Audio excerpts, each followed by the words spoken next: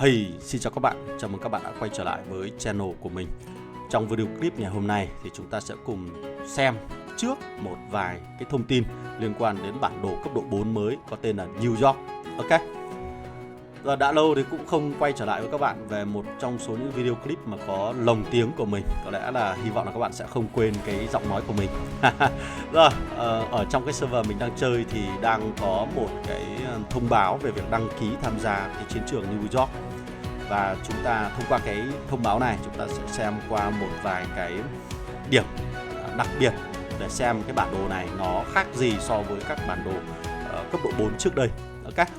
Rồi thì ở New York chúng ta sẽ có một cái màn hình khởi động rất là hiện đại và cung cấp khá là nhiều thông tin. Thì trong này chúng ta vẫn có những cái thông tin nó giống với tất cả các bản đồ trước, đó là ở New York vẫn hỗ trợ cái việc là tấn công bất ngờ cho những cái liên minh mà chúng ta cảm thấy bị đuối thế hơn so với những đối thủ, để chúng ta có thể lợi dụng kỹ năng này để lật ngược lại tình thế. Và chúng ta cũng có thể chia ra làm hai cái vòng đấu là vòng đấu cổ điển và vòng đấu cạnh tranh. Và yêu cầu của các liên minh khi tham gia vào trong bản đồ này vẫn là tối thiểu phải có 30 thành viên và lực chiến tối thiểu của liên minh là 200 triệu.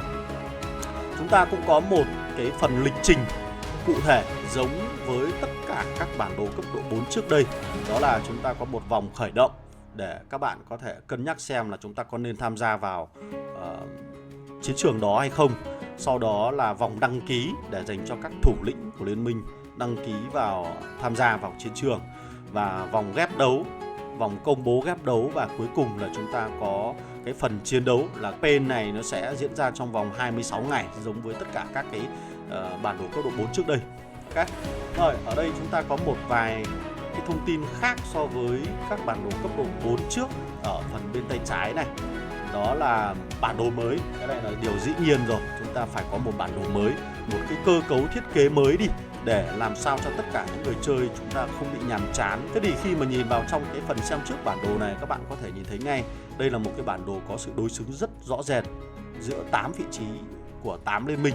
Nó không có bị mất cân bằng, nó không có bị mất cân đối, và tất cả 8 ông ở trong cái bản đồ này đều có lợi thế của mình khi mà tiến vào cái vòng trung tâm. Cái điều mà mình quan tâm ở đây là liệu rằng chúng ta có cái cơ chế đồng minh và kẻ thù ở trong cái bản đồ này hay không, tức là chúng ta có bắt tay được lẫn nhau hay không, và cái kịch bản diễn ra trong bản đồ này nó như thế nào.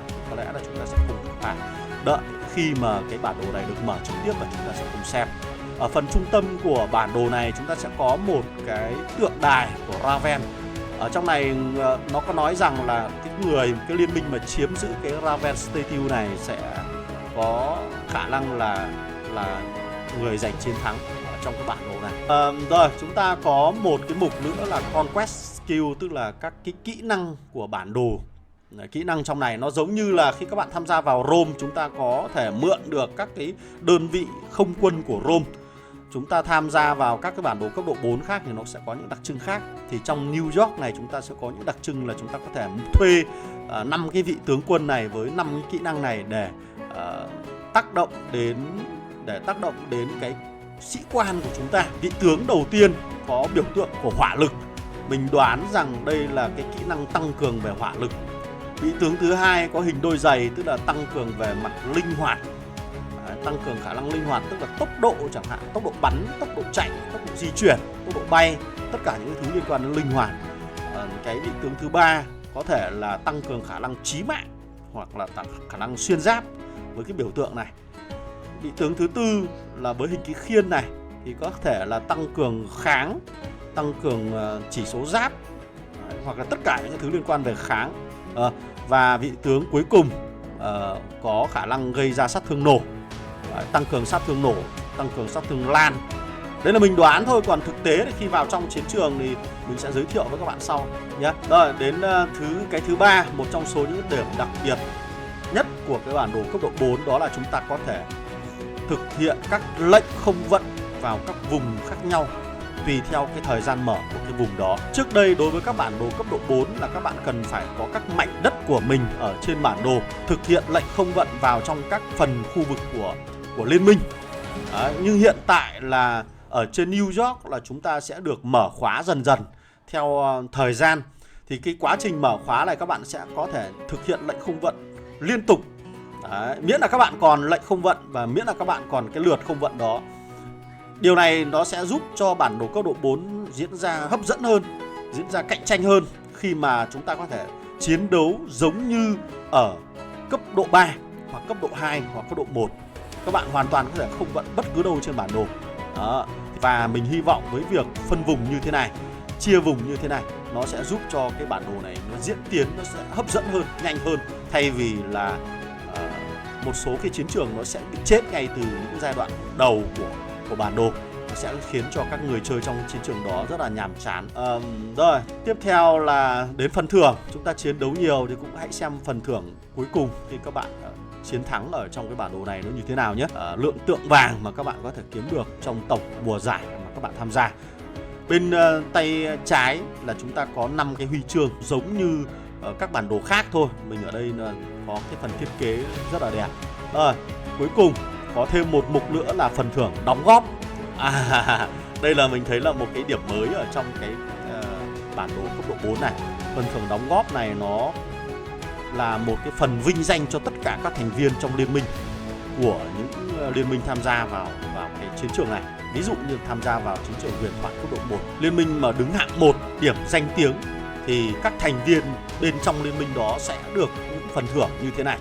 Thì cái phần thưởng này sẽ được gửi qua thư. Thế thì ở đây cái việc kiếm điểm này như thế nào? Chúng ta có một vài cái điểm đóng góp là việc các bạn bị mất lính, bị chết lính ở trên bản đồ cấp độ 4 cũng được ghi nhận rồi. Đối với các bản đồ cấp độ 4 trước đây thì việc các bạn bị chết lính, bị đối phương tiêu diệt lính của chúng ta ấy, thì nó không được tính toán gì cả.